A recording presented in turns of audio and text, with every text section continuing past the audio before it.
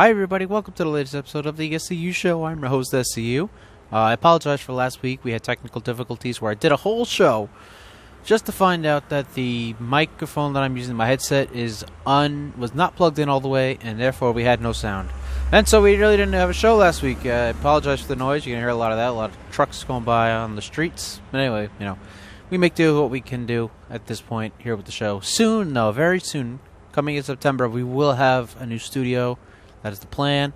We'll see what happens over the next 4 weeks, and we'll go from there. Alright, so pretty much we're going to bring up topics from last week's show where we talked about everything, football and everything, which probably notes right here. So we're going to start here. We're going to talk about something I saw a few weeks ago that now I'm bringing back up again. Pro Football Talk had released this list of they released their power rankings, their first ones of the off season heading into the 2020 NFL season, which by the way will be played. So we're glad to see that will happen. And I just wanted to go over some of the things that I thought. I was like, what the heck? Anyway, so number 4 they had New England. Last week I had said I liked the move, but now that Patrick Chung is out and Dr. Hightower's out and the starting right guard is out, I think Patriots at number 4 is too high. I believe they are. You can't really blame Pro Football Talk for that because they put it out when this was before all the opting out stuff happened. Well, let's go over this list here. Denver was at number 15. I thought that was a little bit low. Everybody buying into Denver and what they have. Bradley Chubb, Von Miller. They have that great defense. J.J. Boye is coming to town. They have Drew Lock, who I'm buying into, and pretty much everybody else is buying into at this point. So with Denver being at 15, I thought that was I don't know about that. Philadelphia too high at number 10. Also, I still don't believe Carson Wentz. He still has to prove himself. I'm not anti-Carson Wentz. I know I've talked about on the show how I think he's overrated. I do not think he is a bad quarterback. I just need to see more out of him. And here is the thing that really got me talking. The other thing I was like, what? This is really a thing right now? It threw me off, really threw me off. The Chargers are number 21 on this list. The Los Angeles Chargers are number 21 on their power rankings for Football Talk. Does nobody realize that the Chargers probably have the best roster in the NFL? The only thing that they're missing is a quarterback. And even then, I'm kind of 50-50 when it comes to Tyrod Taylor myself. He's a dark horse for an MVP. Just based on the team he has around him. Tyrod Taylor can make this team, look great. And I honestly believe they could beat Patrick Mahomes and the Chiefs when it comes to the division title. They have such a stacked roster. They have Keenan Allen, Hunter Henry, Austin Eckler is a great running back. Dual threat. He can catch the ball, he can run the ball. He's really good at what he does. And they have a great coach in Anthony Lynn. The Chargers just have everything working for them, and yet they're 21st. That's just nuts. That's disrespect right there. That's honestly what that is. So yeah, I do not agree with that at all.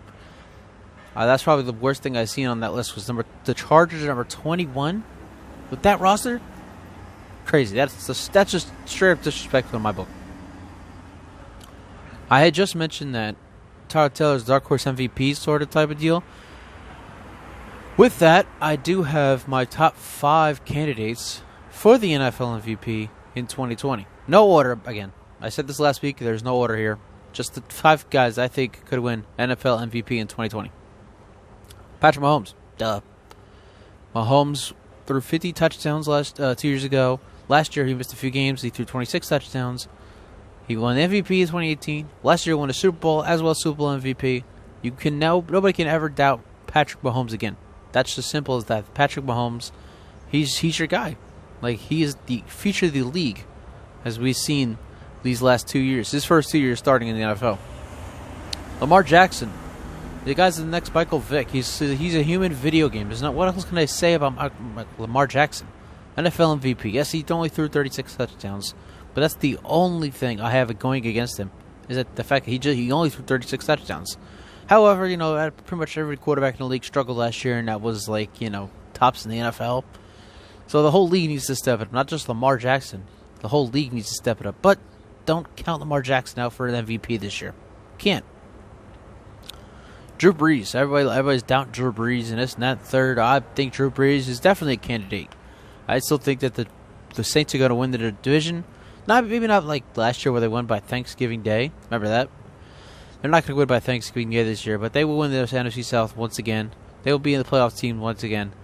And don't be surprised if the Saints compete for the Super Bowl in the NFC this year. This is like kind of my different one.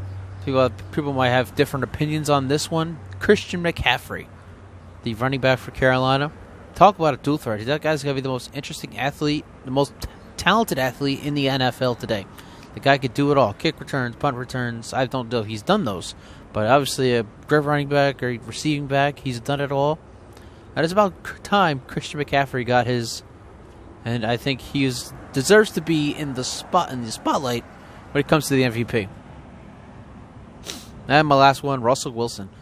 Another guy, this guy's never won he's done so much in the NFL in his 8 or 9 years he's been in the league. No MVPs to show for it. And it's like, why? Why does Russell Wilson not have any MVPs? That doesn't make any sense. He should have at least 3 or 4. But unfortunately, there's some reason, there's some bias against Russell Wilson for some odd reason. I can't figure it out. Maybe you can figure it out. Let me know about Running Fanatic 2 on Twitter. Why doesn't Russell Wilson have any MVPs? I can't figure it out. That doesn't make any sense. Alright, so as you know, every week I've been doing previews for each division. And last week I had done the AFC South, but of course, due to no sound, I couldn't do it. And therefore, I'm going to do it again this week. I'm going to start with the AFC South, and then we're going to do the AFC East next. So we'll start with the Jacksonville Jaguars. And I said this last week. Nobody has expectations for them, especially after they got rid of their 2 defensive stars in A.J. Bouye and Calais Campbell. Bouye, obviously, with Denver, and Calais Campbell with the Ravens now. There's just no expectations. The Jaguars are such a dumpster fire. They have nothing going for them. And we said the same thing about Miami last year. We're saying it again, the same thing against Jacksonville this year. Just tank. Don't tank. Just give up. No, okay, you know what? We'll use the word tank. We'll use it. Just tank the season. Just tank for Trevor. You know, you don't know what to expect from Gardner Minshew, but what does he have to work with? Nothing. He has nothing to work with. He's going to have not a terrible season, but he's going to have a lot of struggles this year. And, you know, at this point, if I'm Jacksonville, you just got to go ahead and tank for Trevor, you know? Just tank for Trevor. That's the thing down in Jacksonville, because nobody, like I said, nobody should have expectations for them at all. Same with Tennessee. I feel the same way about Tennessee. Why we should not have any expectations for the Titans, because the Titans were wrong. I will say they were wrong in signing Tannehill to a 4-year deal for over $100 million. Tannehill had a few good games. Good for him. It's not like he led the team to the Super Bowl or anything. So I have never understood why they gave him the big money in the first place. Now, I'm glad they gave Derrick Henry the money. It just took him too damn long to do so. And I believe in about a year or two, the Titans are going to realize, wow, we really screwed the pooch here on Ryan Tannehill. We really did. And they'll see. It was not a good idea to sign him such a long-term deal, because he really didn't deserve it. Not at all. All right, the Texans are very interesting. A lot of people aren't going to think so, but I think the Texans are a very interesting team, because you have Deshaun Watson.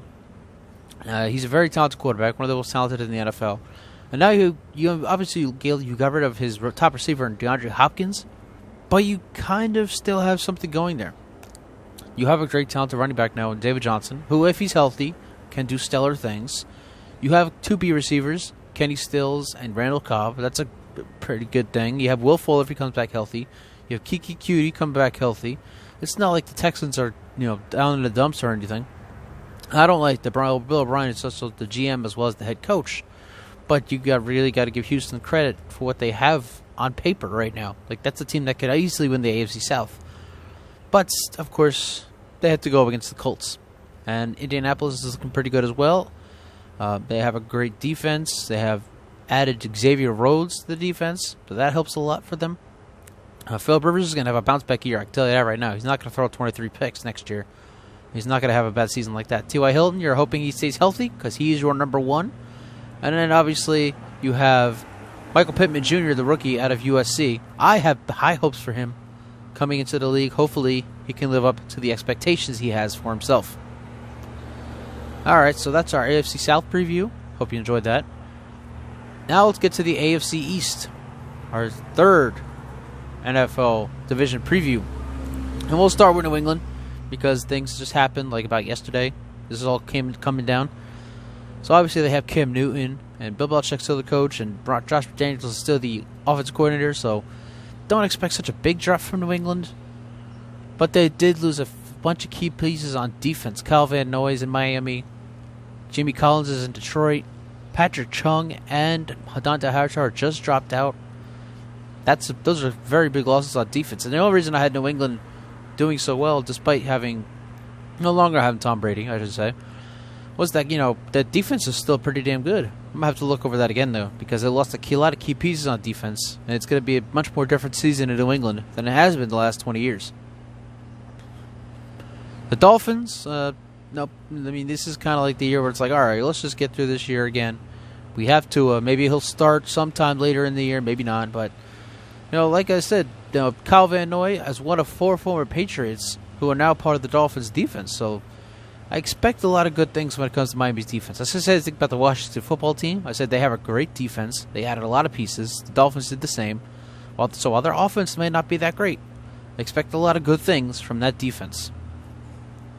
You have the Buffalo Bills. Everybody's banking on the Buffalo Bills to win the AFC, this year.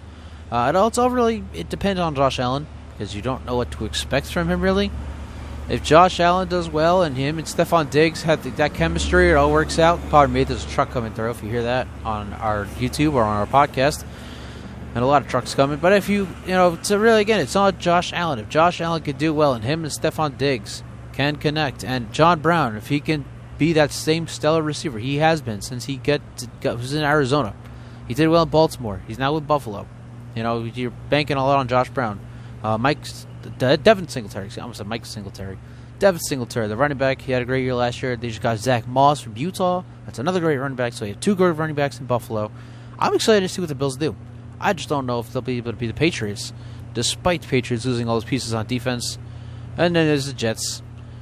We didn't talk much about the Jamal Adams trade because I have already discussed the Jets and what a dumpster fire, what a crapshoot the Jets are all around. Of course they got rid of Jamal Adams. They're a crapshoot. Yes, they got a bunch of draft picks, but you're banking on all those draft picks to be just as good, if any of them are safeties, as Jamal Adams. And when it comes to the Jets, I mean, Jets fans know what it is, right? JETS, just end the season.